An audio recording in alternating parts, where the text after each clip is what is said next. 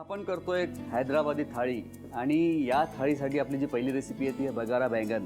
आणि त्याच्यासाठी आपण काय केलं, एक पॅनमध्ये ज्या ड्राय गोष्टी आहेत त्याच्यामध्ये खसखस आहे, खोबरं आहे, सुकं खोबरं, थोडं तीळ, या तिन्ही गोष्टी भाजून घेतलेल्या आहेत. एका बाजूला आपण तेलावरती कांदा परतला आहे आणि हे सगळं एकत्र करून त्याची पेस्ट तयार करून घेतलेली आहे. आता पुढे आपल्याला पॅन ठेवूया गरम करायला.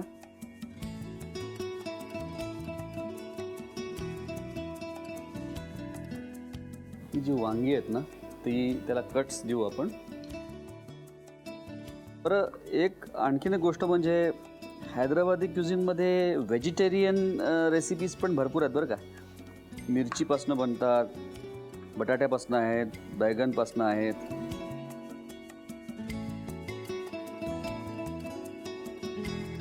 थोडं तेल घेतोय. बस आता मी ही वांगी तेलामध्ये टाकतोय.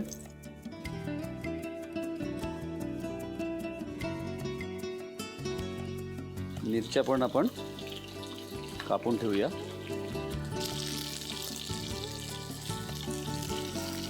वांग्यांना थोडा कलर आला की आपण काढूया. ते पूर्ण शिजणार नाही, पण पूर्ण आपण या मसाल्यामध्ये त्याला शिजवूया नंतर.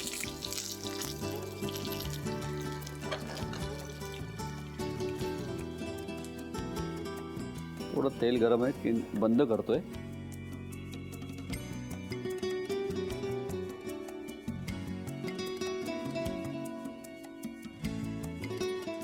टोमॅटोचे पण मोठे काप करून ठेवलेले आहेत.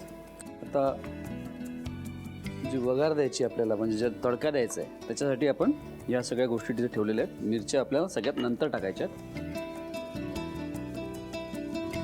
मेथी सीड्स थोडे टाकलेले आहेत. जीरा, मोहरी टाकतो आपण. कढीपत्ता,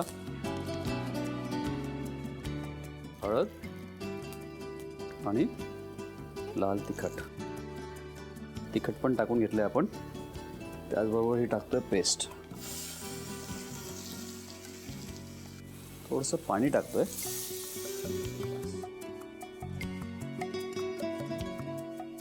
याला आता शिजवायचं आहे. याला आणखीन एक 5-10 मिनटं आपण परतून घेऊया.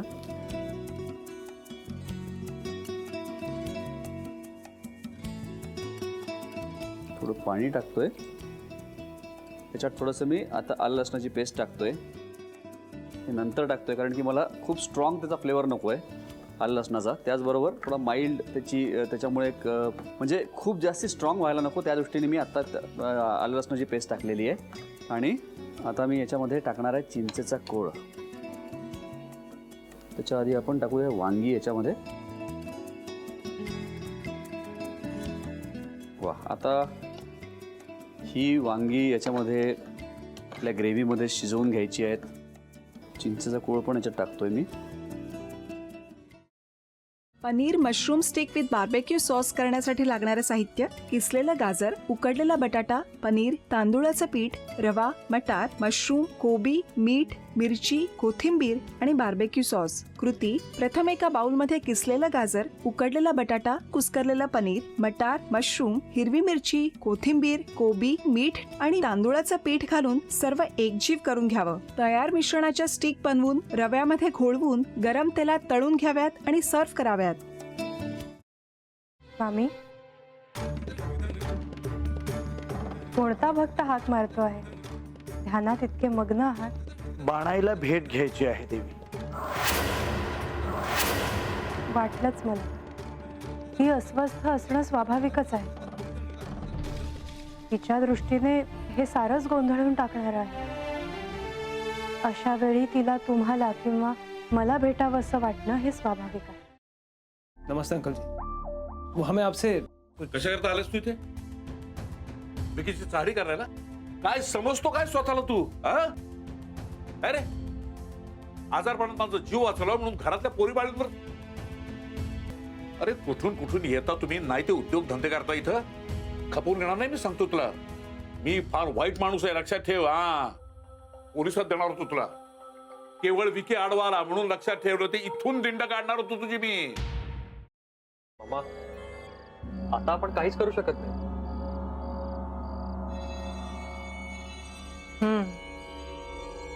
पण आर्चिस, हे असं कसं शक्य आहे?